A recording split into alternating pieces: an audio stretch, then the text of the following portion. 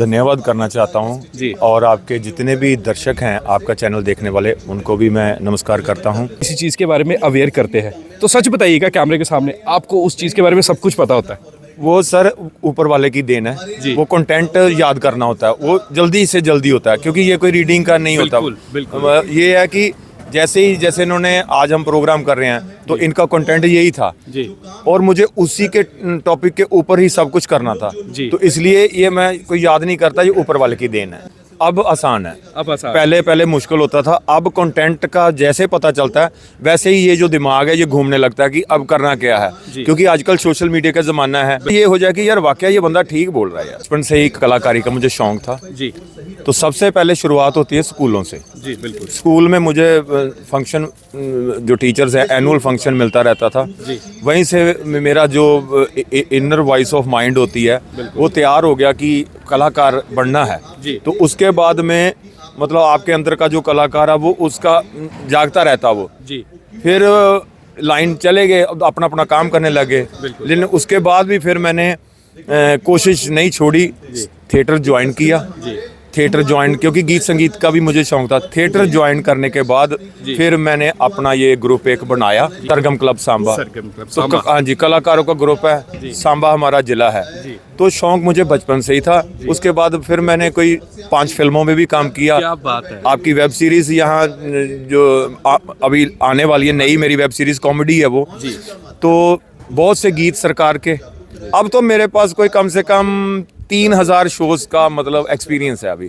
भजन भी करते हैं, जागरण भी करते हैं, सत्संग भी करते हैं, नुक्कड़ नाटक भी करते हैं, अवेयरनेस भी करते हैं, एंकरिंग भी करता हूँ, मिमिक्री भी करता हूँ, लिरिक्स भी लिखता हूँ, कंपोजिशन भी करता हूँ। तो मिलियंस में मतलब व्यूज हुई हैं। तो अब मैं आपको मिमिक्री जैसे ये करके दिखा दूं कि अमरीश पुरी है। हाँ, बिल्कुल। अमरीश पुरी जी अब बोलेंगे अपने खास करके युवाओं के लिए। बिल्कुल। तो उन्होंने बोलना, ओए ओए, अरे भाई मेरे कठुआ के नौजवानों, अरे मैं तो ये कहना चाहता हूँ ये नशे के करीब मत जाना, ये तुम्हारी ज़िंदगी ख़राब कर देगा। अरे अपने माँ बाप का कहना मानो, अपने कठुए का नाम रोशन करो। बहुत सारे कलाकार हैं जिनकी मैं मिमिक्री कर लेता हूँ मिमिक्री। तो अब जैसे सुनील शेट्टी जी हैं तो वो अपने उनकी टोन ये होती है, आप नशा करें ये मैं होने नहीं दूंगा, मैं नशा करूँ ये हो नहीं सकता, ये कठुआ की धरती मेरी माँ लगती है। तो मेरी जो बहुत ज़्यादा व्यूज़ हुई थी, मिलियंस में व्यूज़ हुई थी, वो मेरी कॉमेडी थी, मैंने अपनी बनाई थी कि पुराने टाइम में जो हमारी माताएं होती थी उनको बेचारे वो पढ़ी तो नहीं होती थी, वो अनपढ़ थी। तो क्या होता था जब कोई घर में बच्चा पैदा हो गया तो बच्चे का नाम रखना, तो क्या करते थे कि अगर सोमवार को जन्म लिया तो सोमा, अगर मंगलवार को जन्मा तो मंगा, अगर बुधवार को जन्मा तो बोधा, अगर वीरवार को जन्मा तो बीरू, अगर शुक्रवार को जन्मा तो शोका। ऐसे ही जो नाठों में जन्मा तो नाठू, जो बुआ ने दिया वो बुआ देता, जो अल्लाह ने दिया वो अल्लाह देता, जो गुरु ने दिया वो गुरा देता, जो नागों में पैदा हुआ वो नागो। तो यानी ऐसे पुराने नाम होते थे। जो ये मेरी कॉमेडी बहुत ज़्यादा वायरल हुई थी।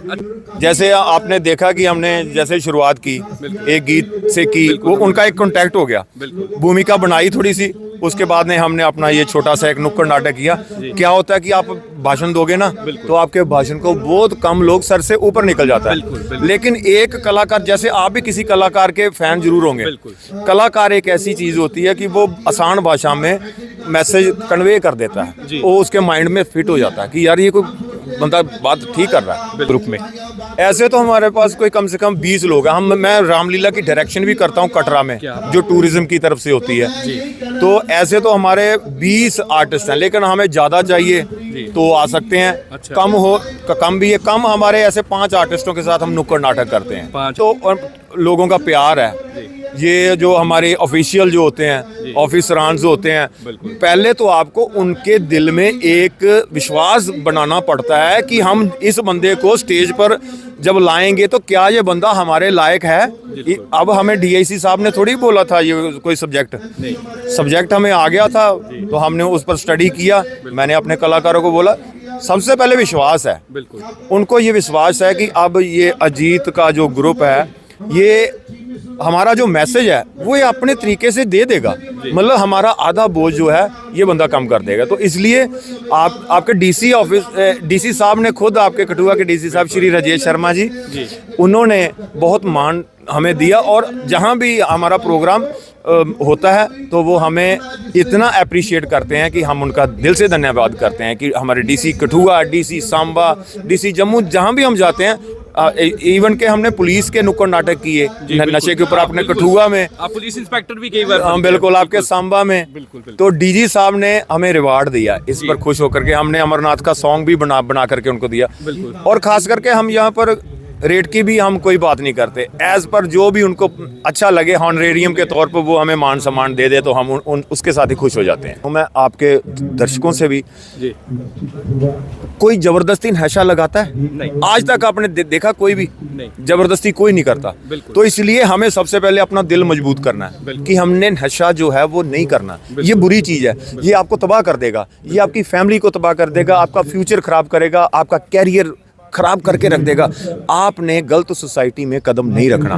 तो मैं यही चाहता हूं कि यार मेरे संदेश से किसी माँ का बच्चा बच जाए, किसी माँ का लाल, किसी बाप ने जिनकी इतनी आशाएं हैं कि यार मेरा बेटा बड़ा होके, रखा क्या इस नशे में, बिल्कुल कुछ भी नहीं। अरे हमारे पुराने बुजुर्ग थे वो बेचारे हुक्का, जी जी जी जी, आप बोलिए। तो वो पुराना करते थे, हालांकि वो भी एक बुरी चीज़ थी, लेकिन वो इतनी बुरी थोड़ी थी।